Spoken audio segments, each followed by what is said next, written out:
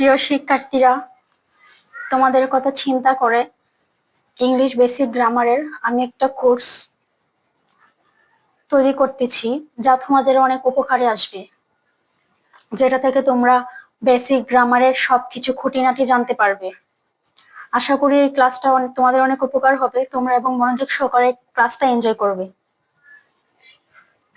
আমরা এখন আমাদের ক্লাস শুরু করতে যাচ্ছি। আর আরেকটা কথা বলি, এই ক্লাসটা আমি অবশ্যই তোমাদেরকে ফ্রিতে দিব।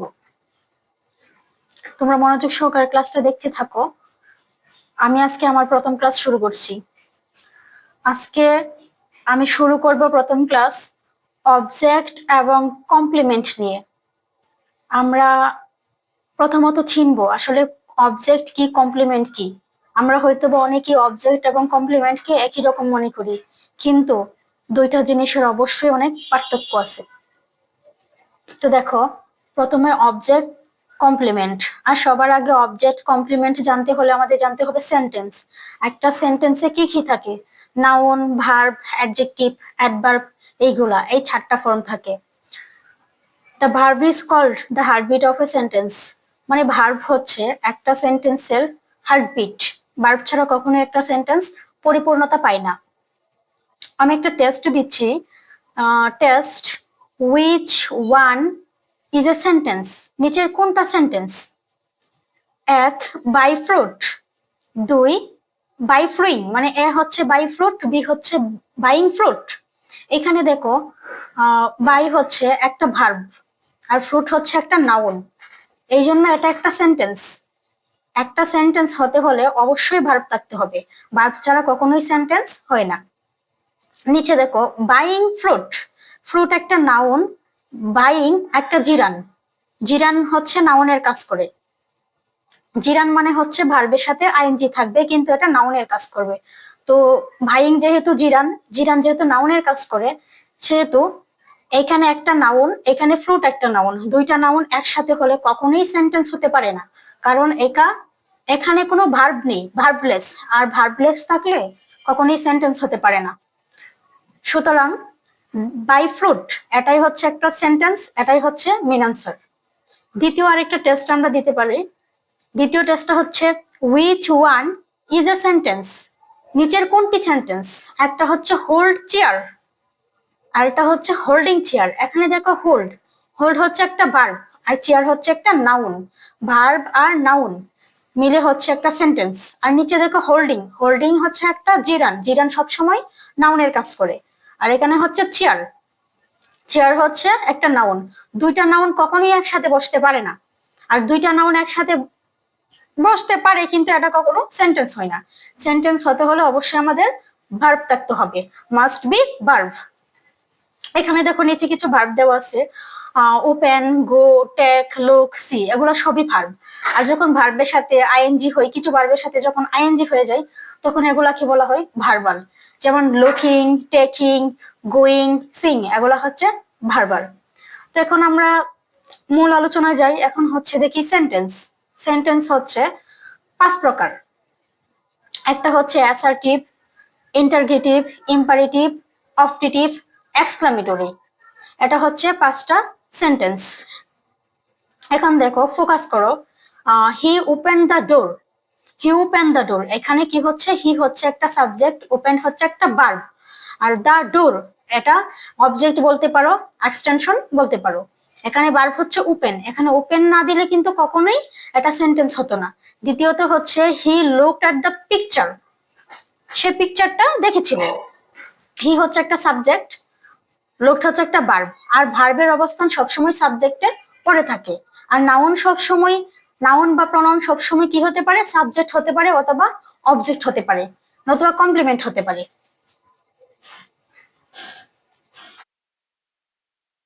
স্ট্রাকচার দেখবো এখন। একটা সেন্টেন্সের গঠন subject plus verb plus object, subject plus verb plus object. Object অথবা সাবজেক্ট কি কি হতে পারে? Noun, pronoun, verb plus ING. Verb plus ING মানে হচ্ছে জিরান। একটা সাবজেক্ট অথবা একটা অবজেক্ট যখন হবে, তখন এটা হতে হবে নাউন, নয়তোবা হবে প্রনাউন, নয়তোবা হবে ভার্ব প্লাস আইএনজি। একটা টেস্ট দেখা যাক। She walks slowly, she walk slowly, এখানে স্লোলি মানে সে আস্তে হাঁটে বা আস্তে আস্তে হাঁটে। ওয়াক স্লোলি, স্লোলি এখানে কি কি হিসেবে কাজ করছে? শি হচ্ছে একটা সাবজেক্ট, মানে এটা একটা প্রোনাউন, একটা সাবজেক্ট, ওয়ার্কস একটা ভার্ব, সাবজেক্ট প্লাস ভার্ব। আর স্লোলি, স্লোলি হচ্ছে একটা adverb. He they play well, sorry they play well, well এখানে ওয়েলটা হচ্ছে একটা অ্যাডভার্ব। মানে একটা জিনিস মনে রাখতে হবে তোমাদের, যে অ্যাডভার্ব ছাড়া সব সময় সেন্টেন্স কমপ্লিট হয়। অ্যাডভার্ব ছাড়া সব সময় কি সেন্টেন্স কমপ্লিট হয়। দে প্লে মানে তারা খেলে, এখানে কিন্তু এটা কমপ্লিট হয়ে গেছে, কিন্তু এখানে যদি আমরা ওয়েল ইউজ করি মানে তারা ভালো খেলে। দে প্লে ওয়েল মানে তারা ভালো খেলে।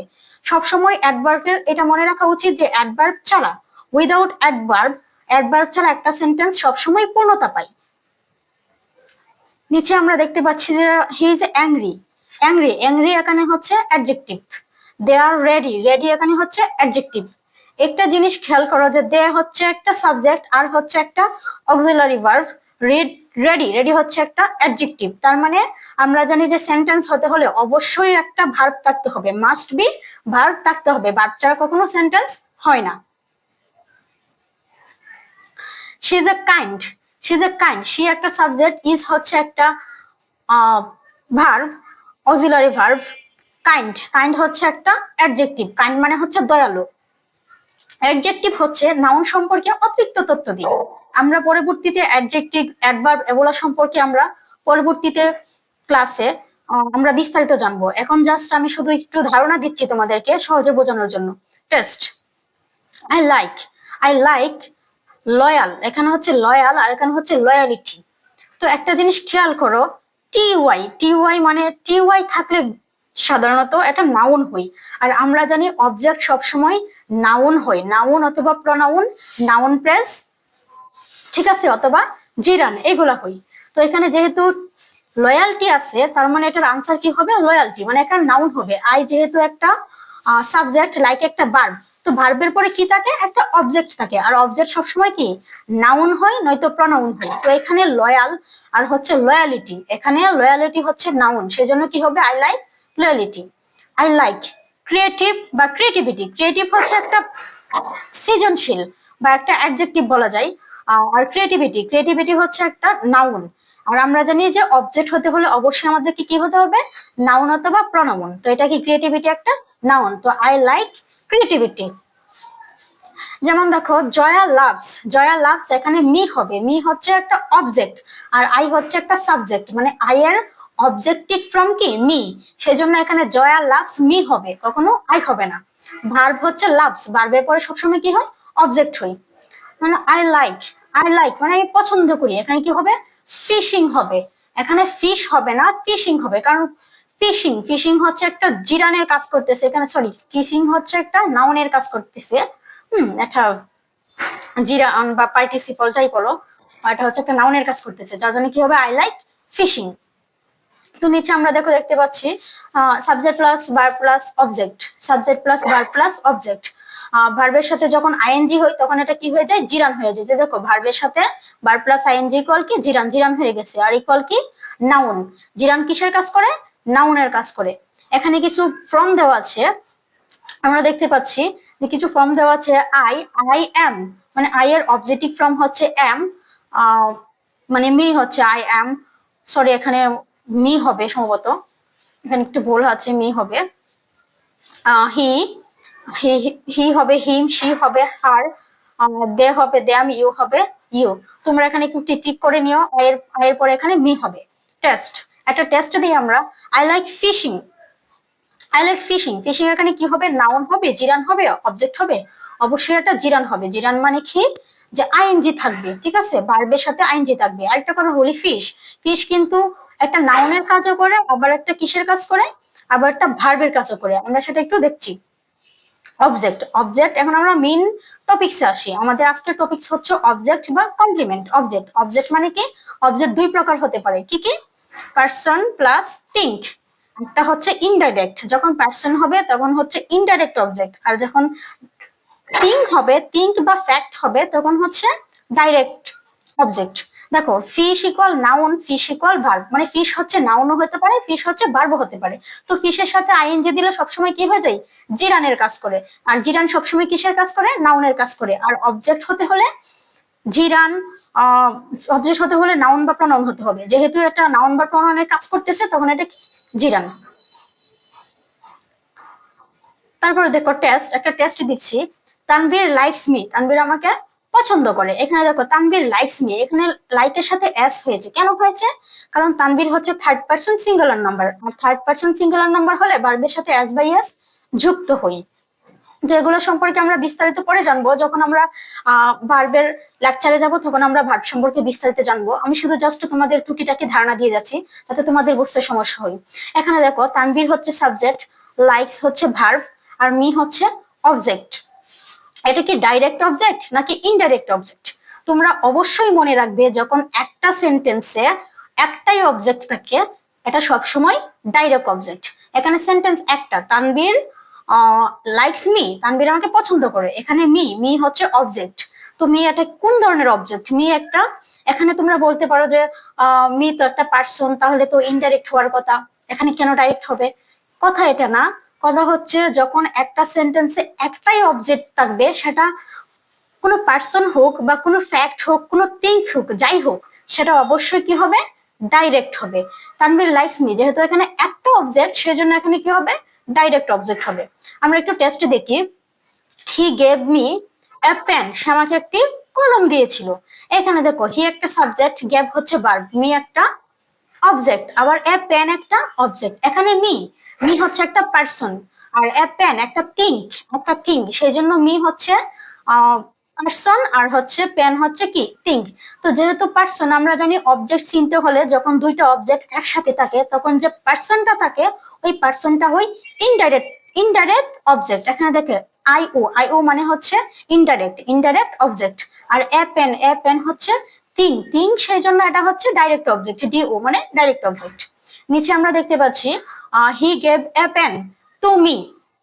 এখানে দেখো টু, ডু মানে কি, ডাইরেক্ট, ডাইরেক্ট অবজেক্ট। দেখো এ পেন, এ পেন হচ্ছে ডাইরেক্ট অবজেক্ট। আর মি, মি মানে হচ্ছে পার্সন, পার্সন থাকার জন্য এটা হচ্ছে আই ও, আই ও মানে কি হচ্ছে ইনডাইরেক্ট অবজেক্ট। মানে পার্সন থাকলে ইনডাইরেক্ট অবজেক্ট, আর থিং অথবা ফ্যাক্ট থাকলে, বাংলায় যদি আমরা বলি কোনো বস্তু থাকলে, এটা হচ্ছে ডাইরেক্ট অবজেক্ট। কিন্তু যদি একটা সেন্টেন্সে একটাই অবজেক্ট থাকে, সেটা থিং হোক আর পার্সন হোক, যে কোনো কিছু হোক, সেটা কি হবে, ডাইরেক্ট অবজেক্ট। এটা আমাদেরকে কি করতে হবে, সবসময় মনে রাখতে হবে। আমরা একটা স্ট্রাকচার দেখি, subject plus verb plus object. একটা টেস্ট দেখি, হি টিচার্স মি। দেখো হি টিচার্স মি, এখানে এটা কি, এটা হচ্ছে একটা ভার্ব। এটা কি verb, transitive verb plus object. এখানে হি হচ্ছে একটা সাবজেক্ট, আর টিচার্স হচ্ছে একটা ট্রানজিটিভ, মি হচ্ছে একটা অবজেক্ট। আমরা একটা জিনিস খেয়াল রাখবো, ট্রানজিটিভ ভার্বের সব সময় অবজেক্ট থাকে। এখানে যেহেতু মি আছে, মি একটা অবজেক্ট, সেই জন্য টিচার্স কি হবে, ট্রানজিটিভ। আর ট্রানজিটিভ ভার্ব মানে কি, একটা অপূর্ণতা থাকে, মানে হি টিচেস, সে শেখায়। আসলে সে কি শেখায়, সে কাকে শেখায়, এটার তো কোনো উত্তর নেই। যদি এখানে মিটা যদি আমরা হাইড করে দিই, যদি এখানে মিটা না থাকে, তখন কি হবে, সে টিচেস মানে সে শেখায়, সে কি শেখায়, কাকে শেখায়, এটা আসলে কোনো স্পষ্ট সেন্টেন্স হয় না। যার জন্য এখানে একটা অবজেক্ট, মানে মাস্ট বি একটা অবজেক্টের দরকার পড়ে। আর যখন মাস্ট বি একটা অবজেক্ট থাকে, সেটাই কি হয়ে যায়, ট্রানজিটিভ ভার্ব হয়ে যায়।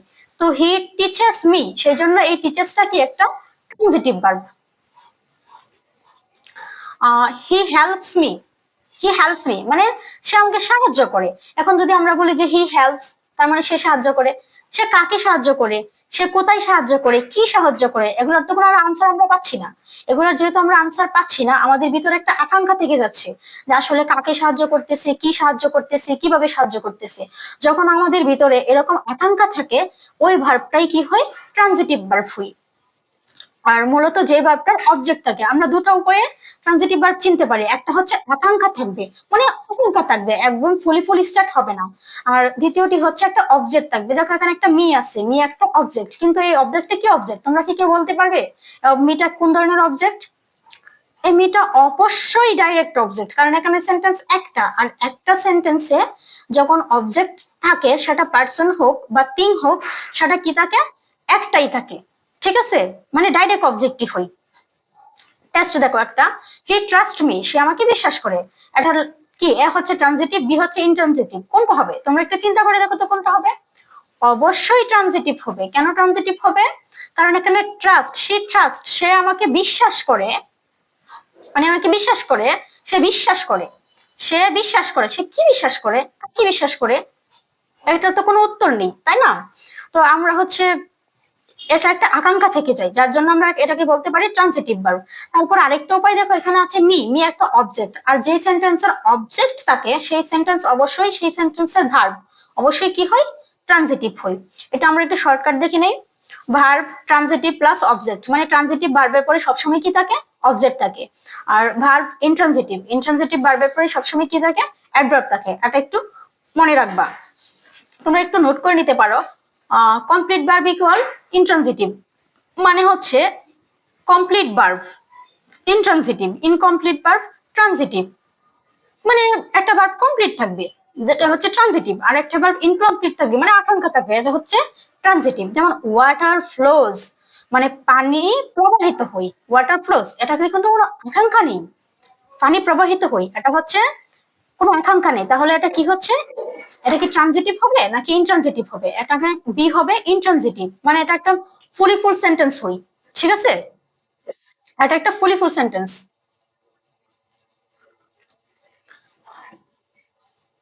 এখানে আরেকটা এক্সাম্পল আমরা দেখতে পাচ্ছি, ফায়ার বার্নস এখানে ট্রানজিটিভ হবে নাকি ইনট্রানজিটিভ হবে? এখানে অবশ্যই বার্নসটা কি হবে?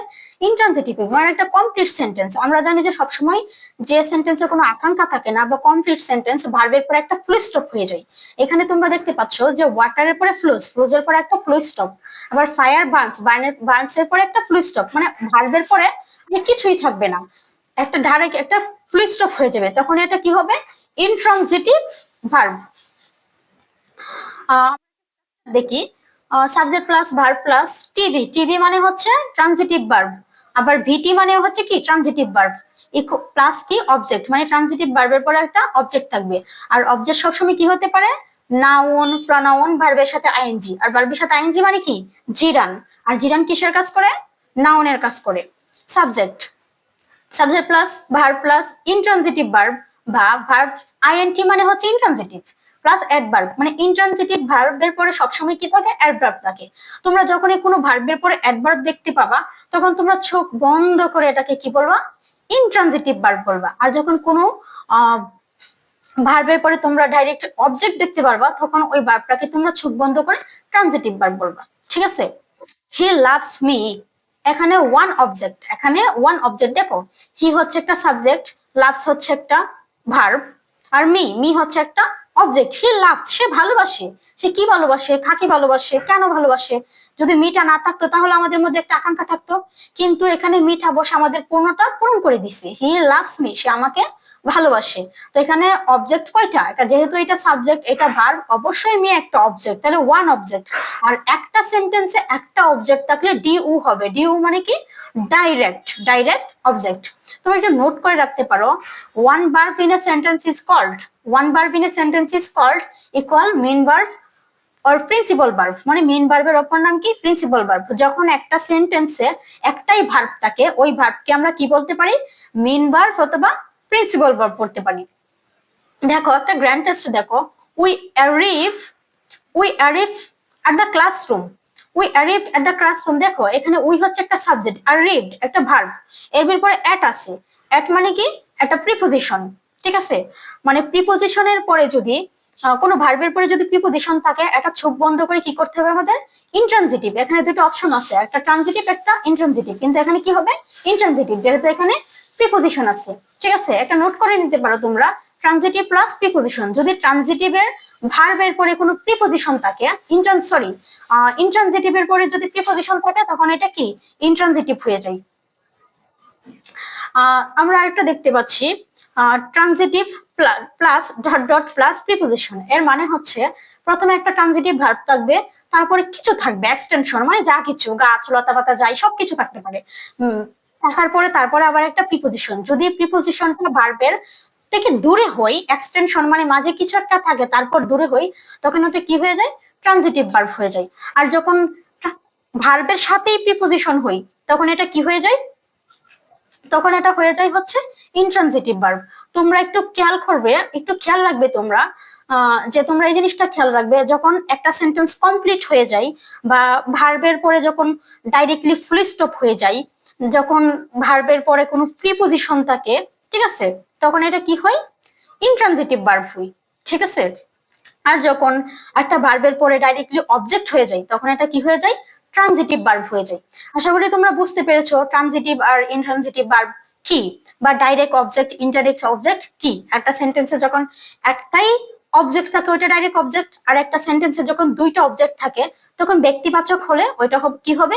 Indirect object. আর যখন বস্তুবাচক হবে তখন কি হবে? তখন কি হবে? তখন হবে হচ্ছে ডাইরেক্ট অবজেক্ট। তো তোমরা অবজেক্ট ব্যাপারটা তোমরা বুঝলা। আর এখন হচ্ছে ভার্ব, ট্রানজিটিভ। ট্রানজিটিভ ভার্ব হচ্ছে ইনকমপ্লিট, মানে ট্রানজিটিভ ভার্বের আকাঙ্ক্ষা থাকবে, কোনো কমপ্লিট হবে না।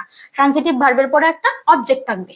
আর ইনট্রানজিটিভ ভার্ব কি করবে? ইনট্রানজিটিভ ভার্ব একদম ফুল কমপ্লিট থাকবে, ভার্বের পরে একটা ফুল স্টপ থাকবে, তারপরে হচ্ছে ভার্বের পরে কি থাকবে? প্রিপোজিশন থাকবে, ঠিক আছে। আর যদি ভার্বের কাছাকাছি বা ভার্বের সাথে লাগানো কোনো প্রিপোজিশন থাকে এটা হচ্ছে ইনট্রানজিটিভ। আর যখন ভার্বের থেকে একটু দূরে, মাঝখানে কিছু একটা আছে, একটু দূরে একটা প্রিপোজিশন আছে, তখন এটা কি, ওই ভার্বটা কি হয়ে যাবে? Transitive verb. আমরা আজকের মতো এখানেই শেষ করছি। আশা করি তোমাদের ক্লাসটা ভালো লেগেছে। আমরা পরবর্তীতে এই ক্লাসগুলো আরো নিয়ে আসবো। এই ক্লাসগুলো মানে শুধু একাধিক বা একজন স্টুডেন্টের জন্য না, এই ক্লাসগুলো যারা ইন্টারমিডিয়েট স্টুডেন্ট, যারা ক্লাস 6 থেকে যারা অনার্স পর্যন্ত ইংলিশে খুবই দুর্বল বেসিকে, তাদের জন্য, বা যারা বিশেষ পরীক্ষা দিবে, বা যারা বিভিন্ন জবের পরীক্ষা দিবে, সবার জন্যই এই যারা অ্যাডমিশন টেস্ট দিবে সবার জন্য এগুলো খুবই উপকারী। আর এগুলো বেসিক জিনিস, আমরা আস্তে আস্তে সবগুলো বেসিক জানবো। আর আমি আশা করছি যে 25টা বা 30টা ক্লাসের মধ্যে আমরা টোটাল গ্রামারের সবকিছু কমপ্লিট করব। এই ক্লাসগুলোতে তোমাদের সবকিছু দেওয়ার চেষ্টা করব, যাতে তোমরা এই 25টা বা 30টা ক্লাস করে একদম জিরো থেকে হিরো পর্যন্ত গ্রামারে মানে একদম কমপ্লিট হয়ে যায়, যাতে তোমাদের কোনো প্রবলেম না থাকে। অ্যাডমিশন টেস্ট দিতে পারো, বা জবের পরীক্ষা দিতে পারো, বিশেষ পরীক্ষা দিতে পারো, এনি এক্সাম যার মধ্যে তোমাদের 100তে 100 হয়। আজকের মতো এখানেই শেষ করছি। তোমরা